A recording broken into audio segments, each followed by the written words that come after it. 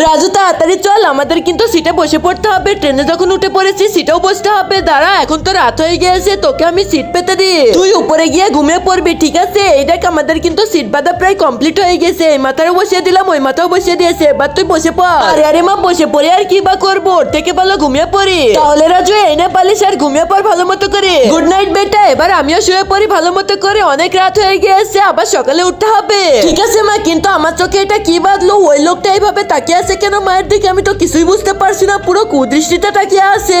এই লোকটার মতলব তো দেখছি পুরোই অসুবিধার মতো, তাহলে আমার না কিছু একটা করতে হবে।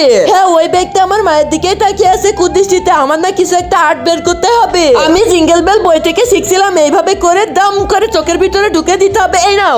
একজন মা কতটা আপন হয়, যাদের মা নেই তাদেরকে জিজ্ঞেস করো। তাই আজকে দেখি এই প্রাণের প্রিয় মায়ের জন্য কয়জন লাইক সাবস্ক্রাইব করে দেয়, আর যারা মাকে ভালোবাসে না তারাই ভিডিওটা থেকে দূরে থাকো। ওরে বাবারে, আমার চোখের ভিতরে কি পড়লো? এই ছেলে আমার সাথে এমন করলে কেন তুমি? ও আঙ্কেল, মেয়েদের দিকে এইভাবে কুদৃষ্টিতে তাকাবা না, তাহলে পরে কিন্তু এখন থেকে এরকমই করবো।